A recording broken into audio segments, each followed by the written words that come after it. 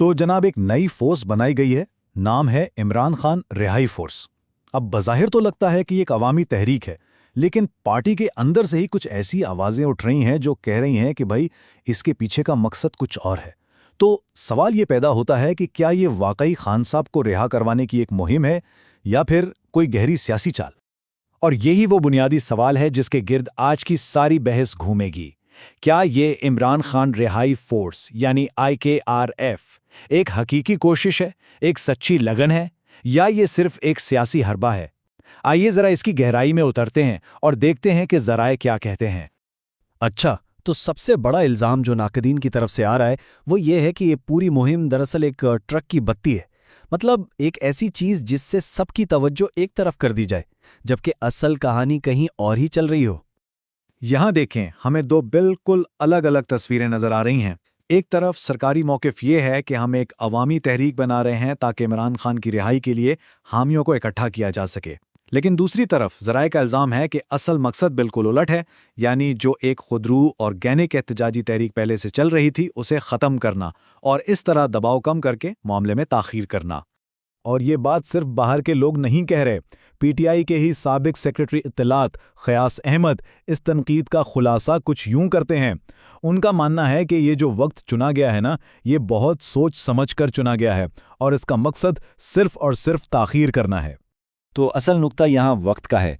ये ऐलान ठीक उस वक्त सामने आया जब एक गैर मरकज़ी यानी ग्रास रूट लेवल की एहतजाजी तहरीक मुल्क में ज़ोर पकड़ रही थी, और जैसे ही इस फोर्स का ऐलान हुआ इस तहरीक को फ़ौरन रोक दिया गया। अब ये महज एक इत्तेफाक है या कुछ और, ये एक बड़ा सवाल है। लेकिन बात सिर्फ एहतजाज रोकने तक महदूद नहीं है। इससे भी ज़्यादा तशवीश की बात है हामियों का डेटा इकट्ठा करने की कॉल, क्योंकि माजी का तजर्बा बताता है कि जब भी ऐसी फहरिस्तें बनती हैं तो इसका नतीजा कुछ अच्छा नहीं निकलता। और ये जो डर है ना, ये कोई बेबुनियाद नहीं है।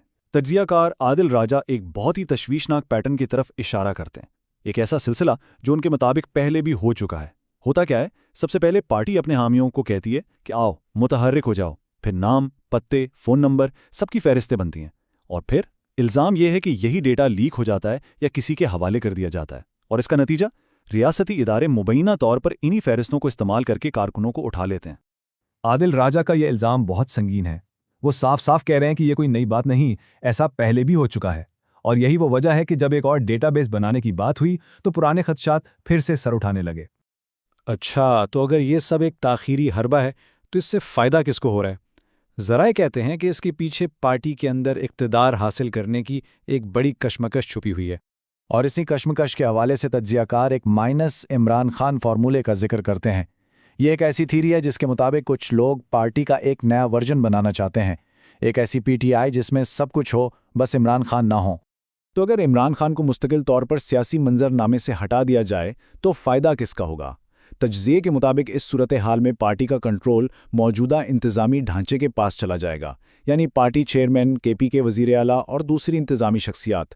तो मुमकिना फ़ायदा उठाने वाले बिल्कुल सामने हैं। और यही वो नुक्ता है जो सारी कड़ियों को जोड़ता है। ज़राए के मुताबिक पार्टी के अंदर मौजूद यही अनासिर जो इक़्तिदार चाहते हैं, वो जानबूझकर हकीकी अवामी एहतजाज को दबा रहे हैं ताकि वो अपनी पोजीशन मजबूत कर सकें।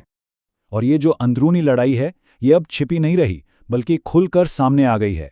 पार्टी के एक सीनियर रहनुमा शेर अफजल मुरोद ने कुछ बहुत ही संगीन इल्ज़ामात लगाए हैं, जिससे एक नया महाज खुल गया है।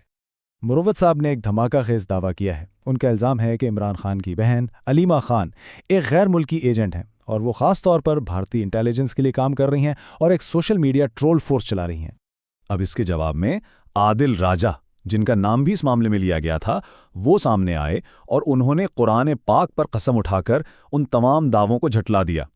उन्होंने कहा कि शेर फजल मुरुवत जो कुछ कह रहे हैं मेरे बारे में, अलीमा आपा से मेरे ताल्लुक़ के बारे में, वो सब झूठ है। अब ये जो कसम उठाने वाला मामला है ना, ये खुद बताता है कि पार्टी के अंदर की दरारें कितनी गहरी हो चुकी हैं। ग़ियास अहमद इस पूरे मामले का पस मंज़र बताते हुए ये दावा करते हैं कि मरवत के हमले दरअसल ज़ाती हैं।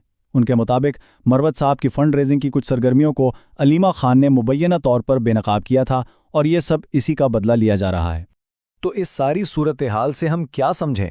IKRF पर ये जो तनाज़ा खड़ा हुआ है, ये दरअसल PTI की तहरीक को दरपेश अंदरूनी चैलेंजेस और उसके मुस्तकबिल की एक झलक दिखाता है।